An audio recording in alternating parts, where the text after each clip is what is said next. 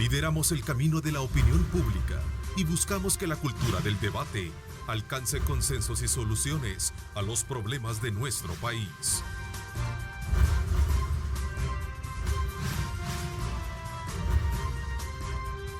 Diálogo con Ernesto López. Buenos días, bienvenidos. Un martes 2 de junio de 2020. Qué placer enorme estar con ustedes a esta hora de la mañana, como siempre, siguiendo el curso de las noticias y sobre todo también la atención de emergencia que nos ha dejado la presencia de constantes lluvias en el territorio nacional. Bueno, ahora pasamos desde luego a presentarles a nuestro invitado de hoy. Queremos hacer una evaluación fiscal del primer año de gobierno del presidente Nayib Bukele. Quiero darle la más cordial bienvenida al ministro de Hacienda, Nelson Fuentes. Bienvenido, ministro. Gracias por acompañarnos. Buenos días, Ernesto. Buenos días a todas las personas que nos acompañan esta mañana. Como siempre, a sus órdenes. Quizás lo primero que debo decir es solidarizarme con toda la población salvadoreña por todo lo que está sufriendo con la tormenta. Creo que debemos resguardarnos, ser solidarios y sobre todo pues ayudar a los demás en estos tiempos en que se necesita mucho de todos. Bueno, lo importante también no pasar por alto la amenaza de la pandemia COVID-19 que tenemos en el país, para lo cual es importante siempre mantener la distancia social, usar mascarillas y si usted pues conoce o tiene los síntomas, pues quedarse en casa, ¿verdad? Todos los meses el Estado tiene que pagar compromisos, obligaciones financieras. Y lo he dicho quizás varias veces, deuda pública, salarios, programas sociales, pensiones, qué sé yo, obligaciones, hospitales, insumos médicos, los bonos de defensa y seguridad. Y entonces, cuando uno ve, digamos, esa cantidad de gastos, el FINET, los subsidios, transporte, gas licuado, y todo eso requiere tener recursos en la mano, pues, porque uno no le da papeles a las personas, ¿verdad? Le da liquidez, le da dinero, plata, ¿no? El pago, los bienes y servicios del Estado. Entonces, en el mes de enero, yo tenía 621 millones de ingresos. Y gasté 635. En el mes de febrero, el Estado gastó tuvo de ingresos 545 y gastó 568. ¿Verdad? En el mes de marzo se tuvo de ingresos 1.000 millones, 408 de ingresos, 408 de CETES y 408 de LETES y 205 de CETES. Y eso sirvió para pagar 812 millones de gastos. 479 que eran del presupuesto y 320 para COVID-19, para la emergencia, para los $300 que se entregaron. Y 13 millones de pago de LETES.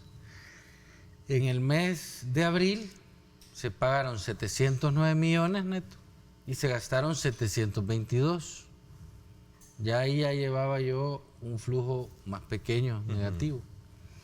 En el mes de mayo se gastaron 421, se tenía de ingresos 421 y de gastos yo tenía 542. Y en ese momento, de enero a mayo, yo tengo un flujo que correspondía ya a menos de 100 millones para cubrir el mes de junio. Menos de 100 millones para cubrir del mes de junio. ¿Cuánto te he dicho que gasto mensual? Así en promedio. Entre 500 y 600 millones. ¿Ya?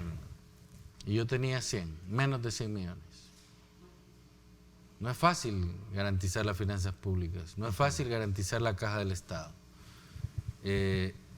Y lastimosamente el ambiente político lo que busca es esperar al último momento, ya cuando ya casi estamos por caer al precipicio para aprobar las cosas. ¿Ya lo solicitaron ustedes a la Asamblea? Porque yo le escuché en una entrevista decir a Cristina Cornejo, decir, si el gobierno nos envía la solicitud como estos 389, con muchísimo gusto le ratificamos inmediatamente y le aprobamos esos fondos. La vez pasada yo he estado enseñando en los distintos medios este cuadro. Mostrémoslo ahí. Sí. Este cuadro, ¿ya? Que muestra, digamos, las distintas etapas de financiamiento, las distintas etapas de financiamiento en las que nos encontramos. Y entonces nos topamos aquí con los 389 que tenían un rojo al final, que lo que decía era que faltaba la ratificación. Ya está ratificado, ya lo pudiéramos poner en verde, ¿verdad? Y ahí tenemos del BID 250 millones, de la línea de crédito contingente 250 millones de crédito presupuestario y 50 millones de la línea COVID. Tenemos 550 millones en la asamblea que no han pasado siquiera la primera vuelta. Ok, quedémonos ahí un poco. De ahí está el BESIE, que tiene 50 millones, y el Banco Mundial, que lo tenemos que llevar nosotros para la asignación presupuestaria. Esa petición ya está en la Asamblea Legislativa. Ya hay 550 millones del BID esperando que se le den la primera vuelta, la segunda vuelta y la asignación presupuestaria. Acláreme eso, ¿qué es la primera y segunda vuelta? Porque constitucionalmente quiero dejar esta mañana bien en claro para no seguirle dando vuelta, y le agradezco muchísimo, ministro, a usted que nos permita, y para eso somos estos medios de comunicación, para evidenciar las cosas como son. Y si por un lado realmente se está fallando, pues coadyuvar en el entendido de buscar ese esfuerzo. Si la Asamblea Legislativa tiene esta petición y no la aprueba, es culpa entonces de la Asamblea Legislativa no contar con... Tiene razón entonces el presidente de decir que no le están dando el dinero que necesitan. Los primeros que se aprobaron fueron estos 389 millones. Estamos de acuerdo. A raíz de la solicitud para que fueran ratificados. Esos 500 del resto. Cada préstamo debe tener 3 aprobaciones legislativas, porque así quedó en aquel decreto 608, donde se me autoriza ir a gestionar. Claro. Eso es lo que se me autoriza, ir a gestionar, ir a colocar títulos de deuda pública. Si nosotros hubiésemos ido al mercado a buscar de una forma ágil los 2.000 millones, el mercado nos hubiera castigado, Neto, porque el mercado dijo, ¿para qué quieren 2.000 millones de los inversionistas a altas tasas de interés si El Salvador puede ir a los organismos internacionales? Efectivamente, nosotros todavía no hemos ido al mercado, porque cuando vayamos al mercado y vengan los intelectuales de este tema y digan, uy, pero consiguió ese dinero carísimo, al 15% de interés, consiguió ese dinero, ¿cómo pudo conseguir el ministro eso? Una mala emisión. No vamos a hacer eso. O sea, hay que esperar un momento hay que esperar la para que bajen ventana las de oportunidades para poder salir al mercado en las mejores condiciones. Pero no vamos a tomar 2.000 millones al mercado internacional. Ya estamos en nuestra planificación con 1.600 millones solo de organismos internacionales. ¿Ya? ¿A cambio de qué, ministro? Porque ellos casi por lo general siempre le garantizan la liquidez fiscal al gobierno, ¿de acuerdo? A cambio de garantizar la estabilidad macroeconómica y fiscal del país. O sea, tenemos que seguir haciendo esfuerzos por garantizar la estabilidad de las finanzas públicas. Sí, voy a hacer una pregunta bastante elocuente, así entendible. Mire, y este pleito que tienen los alcaldes por la forma en cómo quedó distribuido de los 386 millones de dólares, ¿verdad? Bueno, hay 116 millones, para los municipios. Mira, Neto, este tema es súper intenso, interesante. Yo siempre he creído que la ley FODES no sirve, y lo voy a decir de esa forma. La distribución de los recursos de la ley FODES se hizo en base a la encuesta de 1990, y sobre esa base se había venido generando la distribución de los recursos. En aquellos años, cuando se crea el FODES, no recuerdo el año sinceramente, había una fórmula Fue la administración Calderón Sol. Que se consideró, sí, la administración Calderón Sol. Había una fórmula que decía cuáles iban a ser, digamos, los parámetros de distribución de los recursos a través del FODES. Y yo creo que eso ya cambió. ¿Verdad? En aquella encuesta del 2007 se dijo la población no es esta, es esta. ¿Ya? Hay una población distinta, geográficamente hay una población distinta. Y yo creo que necesitamos buscar nuevas formas de distribución de los recursos para los municipios. ¿Está desfasada ya entonces esa tabla de distribución? Totalmente desfasado, y siempre lo he dicho, hay que modificar, hay que cambiar esa ley, hay que cambiar el código municipal, hay que cambiar la ley de endeudamiento, hay que cambiar muchos factores en materia municipal.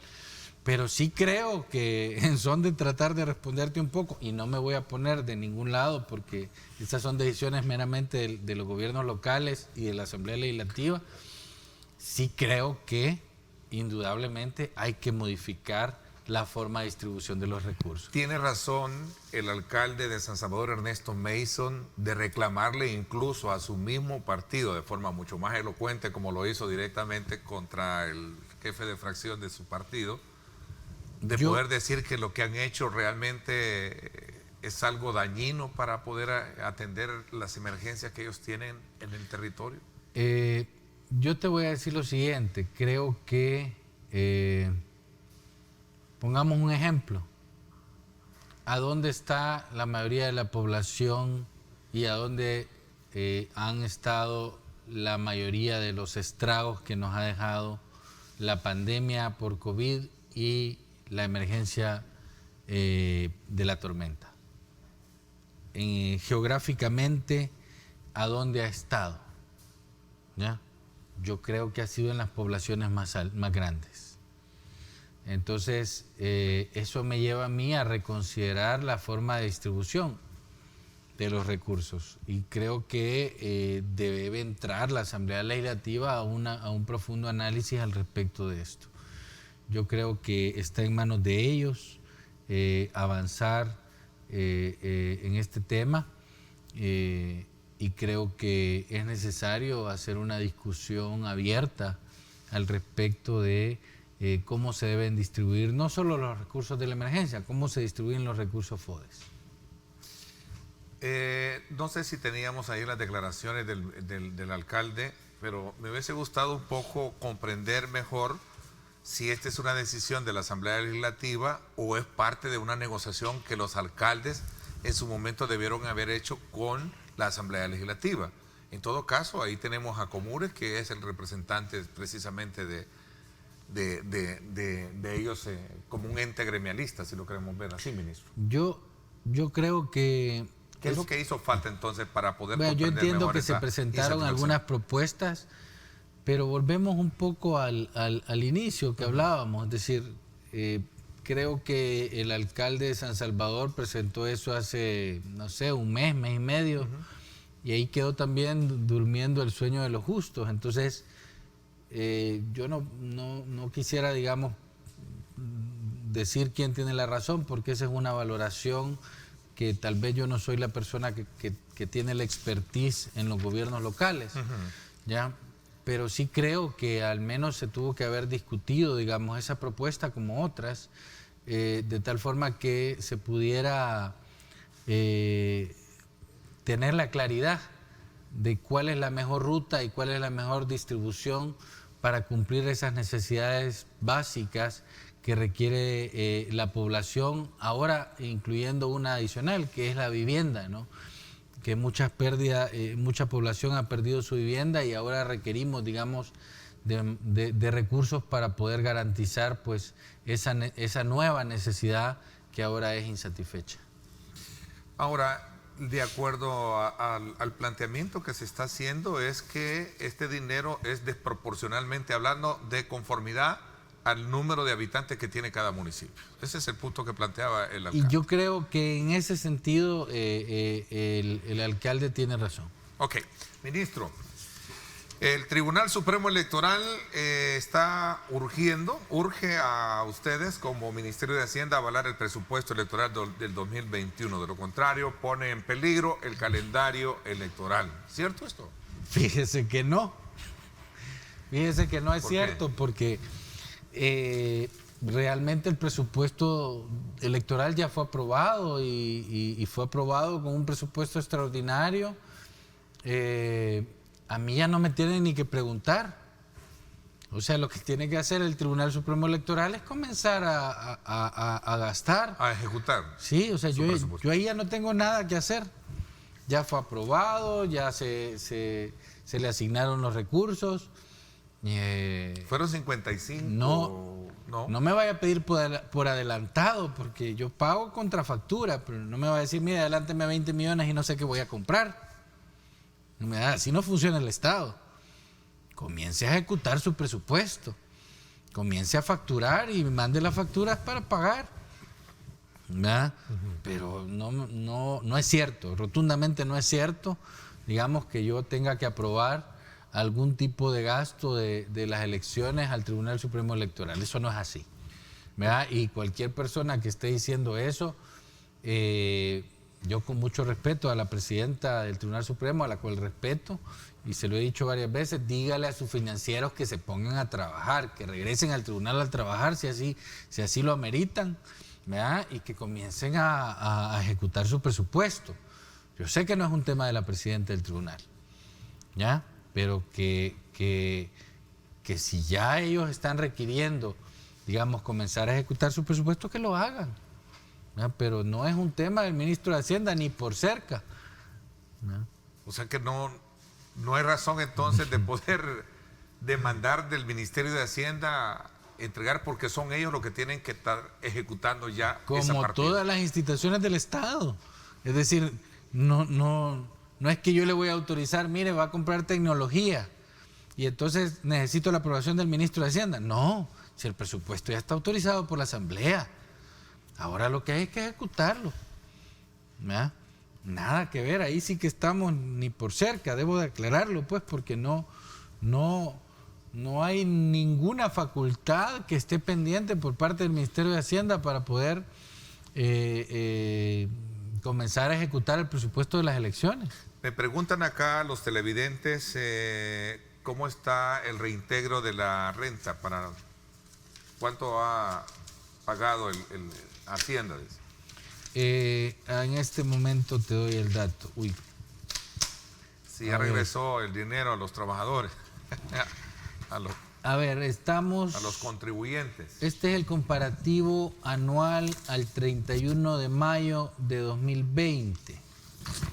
Al 31 de mayo del 2020 llevamos 547.6 millones menos que el presupuesto 2020. Eso implica una caída del presupuesto general del Estado en materia de ingresos del 20%. Ya llevamos un 20% en la caída. Y yo he calculado que vamos a perder 1.000. O sea, ya vamos a más del 50% de la pérdida de ingresos que estimamos en el año. Yo dije en un informe a la Asamblea que vamos a perder 990 millones de ingresos. De esos 990 millones de ingresos ya llevamos 547 millones. ¿Ya? Entonces, la prioridad por la aprobación de los recursos es fundamental, es imperioso. ¿Ya? Ya hay varios presupuestos ahí en la Asamblea y le pido a la Asamblea Legislativa y le pido a la Comisión de Hacienda que hagamos los esfuerzos por aprobar la primera vuelta para que podamos avanzar en los procesos. De verdad se los pido. De lo contrario, estamos deteniendo la capacidad de reacción de todo el Estado en su magnitud para poder garantizar las necesidades del 100% de la población salvadoreña. Vamos a ver, acá tenemos otra pregunta. Lo que necesitamos es informe de gastos, dice el presidente de la Asamblea Legislativa, en torno a otra entrevista que están haciendo en otro medio de comunicación. Yo creo que los informes de gastos hay que presentarlos. Las instituciones tenemos el deber de hacerlo y ese no debe ser un retraso por parte del gobierno para poder agilizar cualquier necesidad que requiere el Estado por parte de la Asamblea Legislativa. Preguntan acá cuánto tiempo dan para poder pagar la renta. Entiendo que son 6 meses quedaron, ¿vea? Es el No. 10% ahora y 6 cuotas, digamos. Entonces son de junio a 7 diciembre. meses, serían prácticamente 7 Son meses. 7 cuotas, digámoslo así. El primer 10% en el mes de junio, que hay que pagarlo ya, por favor. Y las otras 6 cuotas durante el resto del año. Sin cargos ni intereses. Ok, a ver, tengo acá otra pregunta. Dicen, ¿qué va a pasar si el presidente veta cómo entrar a trabajar o abrir la economía al vetar lo que se aprobó en la Asamblea Legislativa?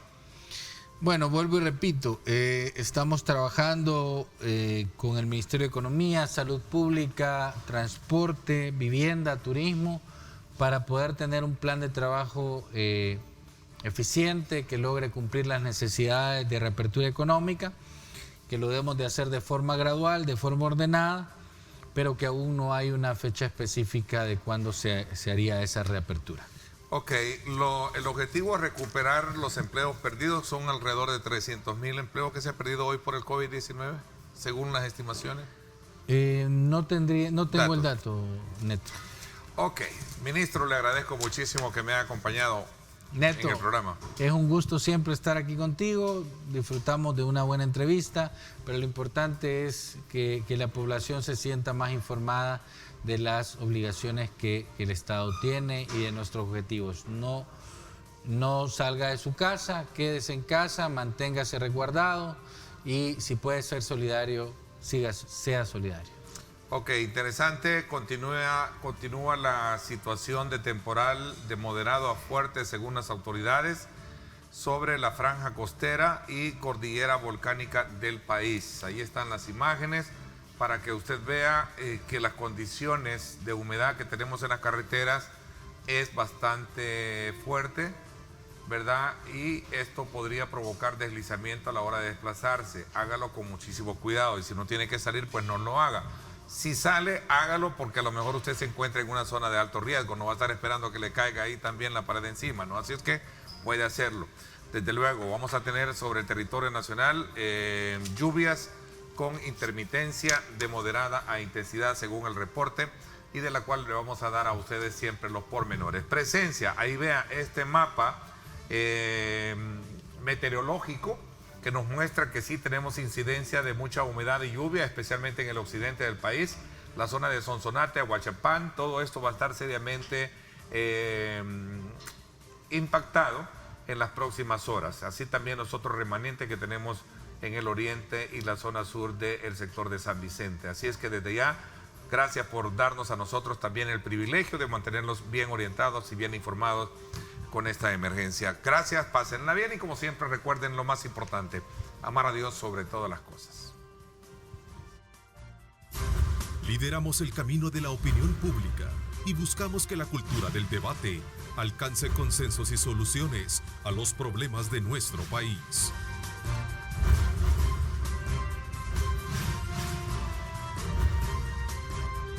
Diálogo con Ernesto López.